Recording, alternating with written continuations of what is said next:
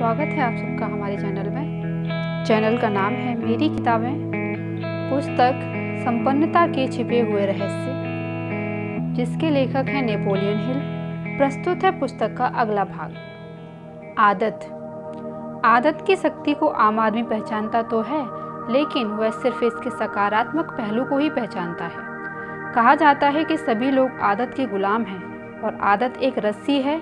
हम हर दिन इसका एक धागा बुनते हैं और एक दिन यह इतनी मजबूत बन जाती है कि हम इसे तोड़ नहीं सकते। लेकिन ऊपर बताए उद्धरण केवल सवाल के उस हिस्से पर जोर देते हैं जिसमें लोगों को आदत का गुलाम दर्शाया गया है और जो इसके बंधनों से कष्ट उठाते हैं। इस प्रश्न का एक दूसरा पहलू भी है और इस अध्याय में उसी पहलू पर विचार किया जाएगा।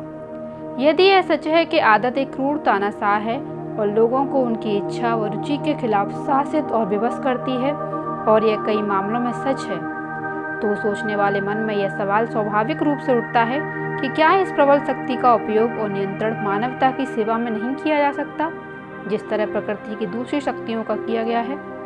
यदि यह परिणाम हासिल किया जा सकता है तो लोग इसके गुलाम बनने और वफादारी से सेवा करने के बजाय आदत के स्वामी बन सकते हैं और इससे लाभ उठा सकते हैं। आधुनिक मनोवैज्ञानिक स्पष्ट अंदाज में हमें बताते हैं कि आदत को अपने कामों और चरित्र पर हावी होने की अनुमति दिए बिना निश्चित रूप से गुलाम बनाया जा सकता है, इसका उपयोग किया जा सकता है और इससे लाभ लिया जा सकता है। हजारों लोगों ने इस नए ज्ञान पर अमल किया है और आदत की शक्ति को नई राहों पर मोड़ा है और इसे अपना काम करने पर मजबूर किया है। उन्होंने आदत की शक्ति को नकारात्मक राह पर नहीं चलने दिया, इसे मानव जाति द्वारा परवाह न खर्च से खड़े तंत्र को बर्बाद नहीं करने दिया और उर्वर मानसिक क्षेत्रों को नष्ट नहीं करने दिया। आदत एक मानसिक पैबंद है जिस पर हमारे कार्यों ने कुछ समय से यात्रा की है। हर बार गुजरने पर वह राह थोड़ी बहुत ज़्यादा गहरी और चौड़ी हो जाती है।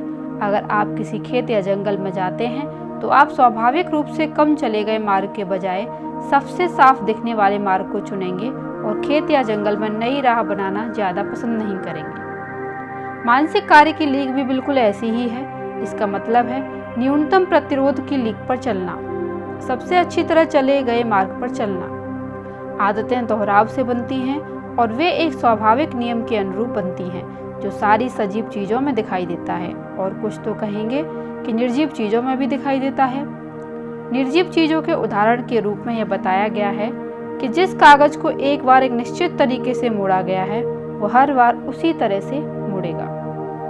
नीचे दिए गए नियम की नई आदतें डालने में आपकी मदद करेंगे। नियम नंबर 1, किसी नई आदत के बनने की शुरुआत में कार्य, विचार या गुण की अभिव्यक्ति में शक्ति डालें। याद रखें कि आप नए मानसिक मार्ग बनाने की दिशा में पहले कदम उठा रहे हैं और बाद की तुलना में पहली बार यह ज़्यादा मुश्किल होता है।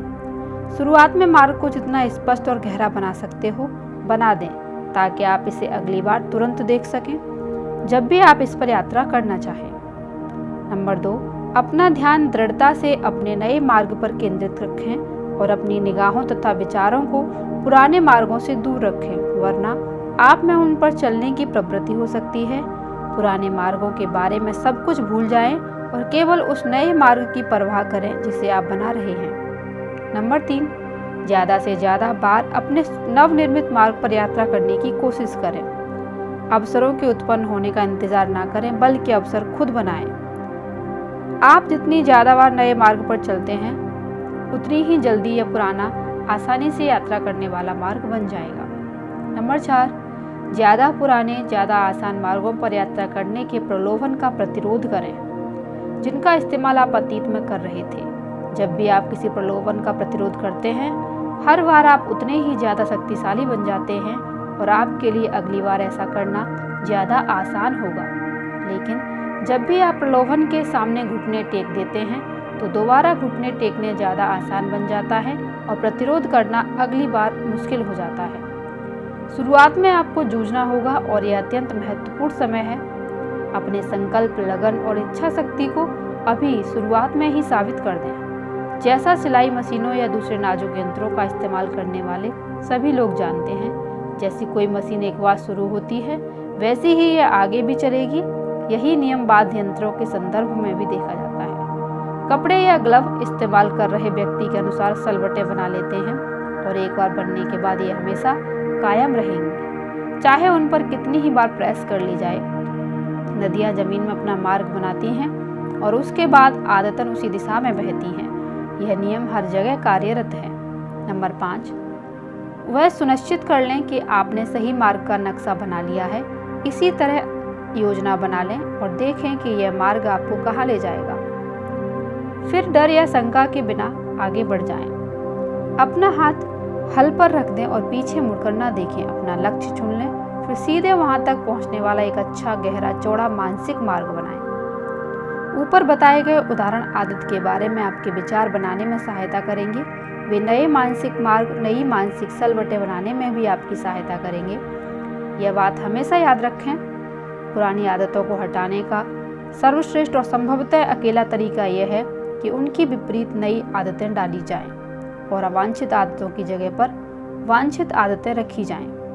यात्रा करने के लिए नए मानसिक मार्ग बनाएंगे तो पुराने मार्ग जल्दी ही कम स्पष्ट हो जाएंगे और अनुपयोग की वजह से समय के साथ दिखना बंद हो जाएंगे। जब भी आप अपनी मनचाही मानसिक आदत के मार्ग पर यात्रा करते हैं तो हर बार आप मार्ग को ज़्यादा गहरा और चौड़ा बनाते हैं और उसके बाद इस पर यात्रा करना ज़्यादा आसान हो जाता है। यह मानसिक मार्ग बनाना बड़ी अहम चीज़ है और मेरा प्रबल आग्रह है कि आप भी मनचाहे मानसिक मार्ग बनाने का काम शुरू कर दें जिन पर आप यात्रा करना चाहते हैं। अभ्यास करें, अभ्यास करें, अभ्यास करें, अच्छे मार्ग बनाएं।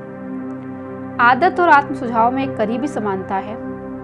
एक काम उसी तरह से बार बार करने से आदत स्थायी होती है और अंततः हम उस काम को स्वचालित तरीके से, यानी ज़्यादा सोच विचार या एकाग्रता के बिना करने लगते हैं। मिसाल के तौर पर पियानो बजाते समय कोई वादक एक जानी पहचानी धुन बजा सकता है, भले ही उसका चेतन मन किसी दूसरे विषय पर केंद्रित हो। जैसा कि हम पिछले अध्यायों में सीख चुके हैं, आत्म सुझाव के जरिए जिस विचार, महत्वाकांक्षा या इच्छा को मन में लगातार रखा जाता है वह अंततः चेतन मन के ज़्यादा बड़े हिस्सों पर दावा करती है और इसी के अनुसार शरीर की उचित मांसपेशी गतिविधि को प्रेरित करती है ताकि वह विचार भौतिक वास्तविकता में बदल सके।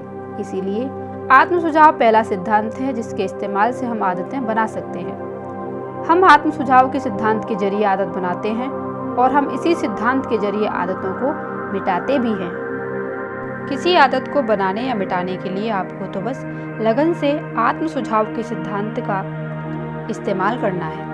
क्षणिक इच्छा आत्म सुझाव नहीं होती। किसी विचार या इच्छा शक्ति को वास्तविकता में बदलने के लिए इसे विश्वास और लगन के साथ चेतन मन में रखना चाहिए जब तक कि अस्थायी रूप ना ले ले। आपने जो उद्देश्य तय किया है उस पर स्थिर, दृढ़ निश्चयी, लगनशील एकाग्रता रखने की जरूरत होती है। अपने मनचाहे उद्देश्य को पाने के बाद और इस पर एकाग्र रहना सीखने के बाद आपको यह सीखना चाहिए कि अपनी एकाग्रता, लक्ष्य और उद्देश्य में लगनशील कैसे बनना है। किसी चीज़ से चिपकने जैसा कुछ नहीं है। कई लोग प्रतिभाशाली, संसाधनों से संपन्न और मेहनती होते हैं, लेकिन चिपकने के अभाव के कारण वे लक्ष्य तक नहीं पहुंच पाते हैं। इंसान को बुलडॉग जैसी सख्त पकड़ सीखनी चाहिए और किसी चीज़ पर ध्यान व इच्छा केंद्रित करने के बाद विचलित नहीं होना चाहिए। आपको वह पुराना पश्चिमी शिकारी याद है जिसने किसी जानवर को देखने के बाद कहा था, तुम मेरा गोश्त हो। इसके बाद उसने उस जानवर की टोह या पीछा करना नहीं छोड़ा। हालांकि उसे कई सप्ताह तक उसका पीछा करना पड़ा और इस दौरान अपना मांस छोड़ना पड़ा। ऐसा व्यक्ति समय के साथ लगन की इतनी शक्ति हासिल कर लेगा कि जानवर डेवी क्रॉकेट के सहयोगी जैसा महसूस करेगा जिसने चिल्लाकर कहा था कि गोली मत मारो श्रीमान, मैं इसके बिना ही नीचे आ जाऊंगा। आपने कुछ लोगों की स्थायी लगन देखी होगी जो एक प्रबल शक्ति जैसी लगती है। हम इसे इच्छा शक्ति कहते हैं, लेकिन यह हमारी पुरानी मित्र लगन है। वस्तुओं के खिलाफ दृढ़ इच्छा शक्ति, जिस तरह कारीगर पहिए पर रखी वस्तु के खिलाफ छेनी थामता है और औजार पर से दबाव तब तक नहीं हटाता जब तक कि मनचाहा परिणाम हासिल ना कर ले। लोगों की इच्छा शक्ति चाहे कितनी भी दृढ़ हो, अगर वे इसके लगनशील उपयोग की कला नहीं सीखते हैं तो वे सर्वश्रेष्ठ परिणाम हासिल नहीं कर सकते। इंसान को मनचाहे उद्देश्य का सतत अड़िग निरंतर पीछा करना चाहिए ताकि उसकी इच्छा शक्ति बुलंद रहे और उसकी मनचाही चीज साकार न हो जाए, न सिर्फ आज और कल बल्कि हर दिन। सर थॉमस फावेल वक्सटन ने कहा है, मैं जितना ज़्यादा जीता हूँ मुझे उतना ही ज़्यादा विश्वास होता जाता है कि कमज़ोर और ताकतवर, महान और महत्वहीन व्यक्तियों में महान फर्क ऊर्जा का होता है। अजेय संकल्प, एक उद्देश्य एक बार तय कर लिया तो फिर मृत्यु या विजय। यह गुण इस संसार में कुछ भी कर सकता है और कोई प्रतिभा, कोई परिस्थिति, कोई अवसर इसके बिना दो पैरों के प्राणी को इंसान नहीं बना सकता।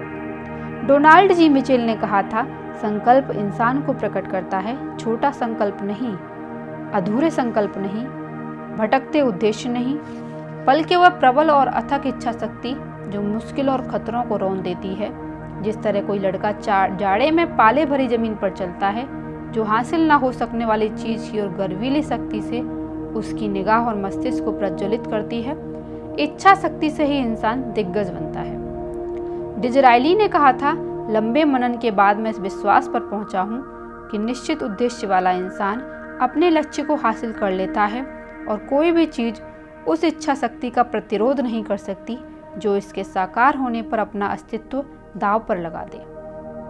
सर जॉन सिम्पसन ने कहा था, जोशीली इच्छा और अथक इच्छा शक्ति असंभव कार्य कर सकती है, जो ठंडे और कमजोर लोगों को ऐसा दिखते हों। जॉन फॉस्टर ने भी इस बात की पुष्टि करते हुए कहा है, यह अद्भुत है कि जीवन की क्षतियां भी ऐसे भाव के सामने झुकती नजर आती हैं जो उनके सामने नहीं झुकता और घुटने टेक कर उस योजना को पूरा कर देती है जो पहले उसे कुंठित होती दिख रही थी।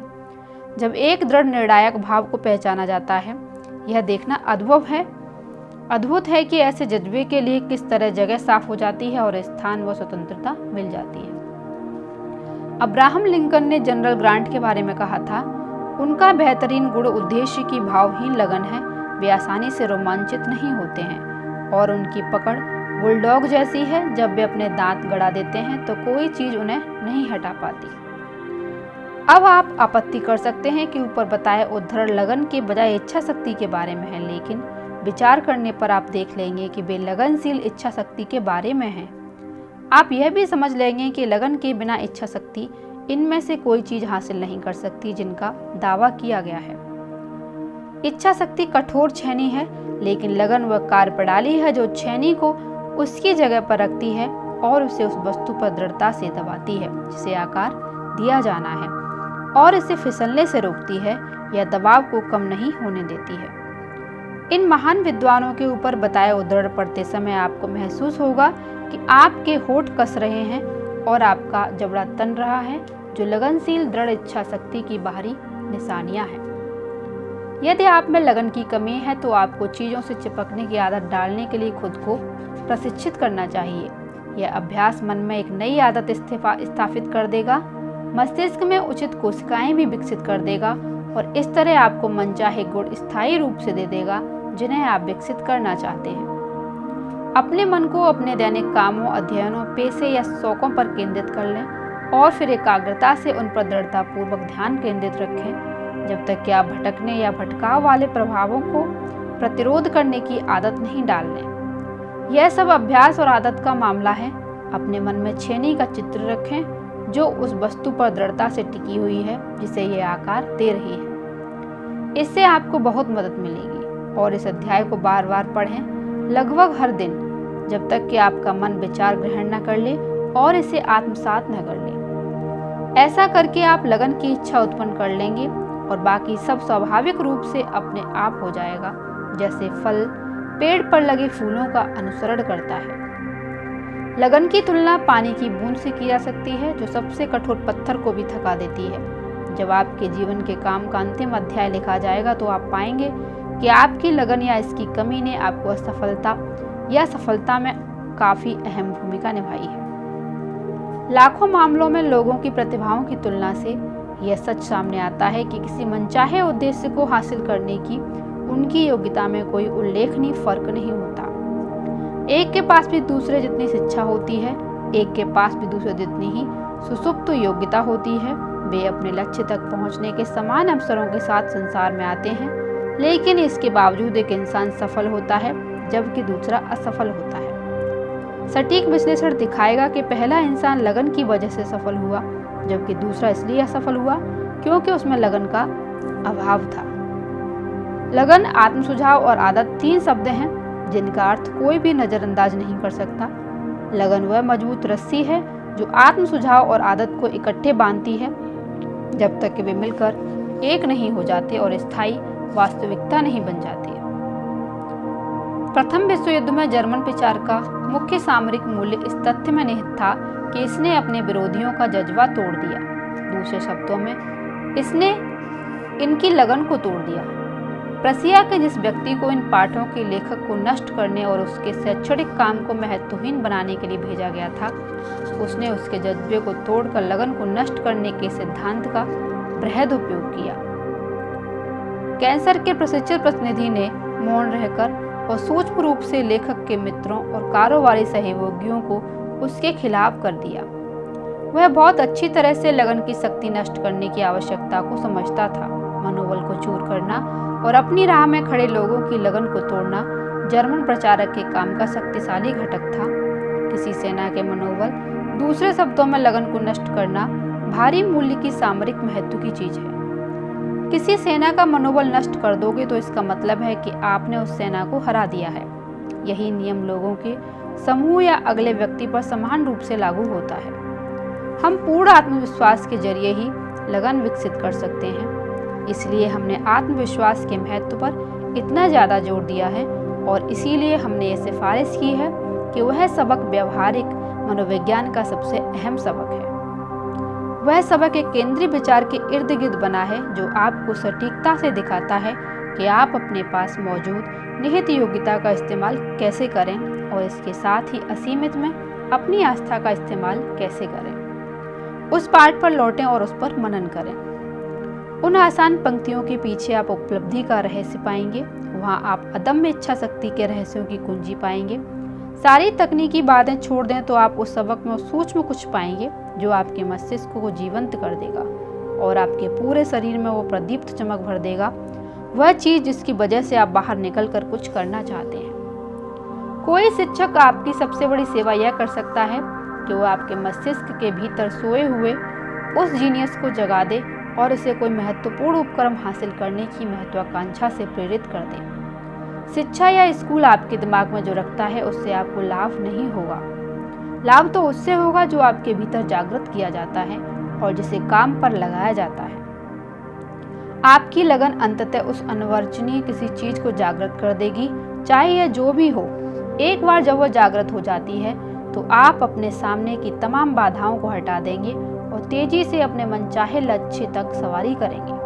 आप इस नई प्राप्ति शक्ति के पंखों से उड़ेंगे जो आपके भीतर सारे समय मौजूद थी, लेकिन आपको इसका पता नहीं था।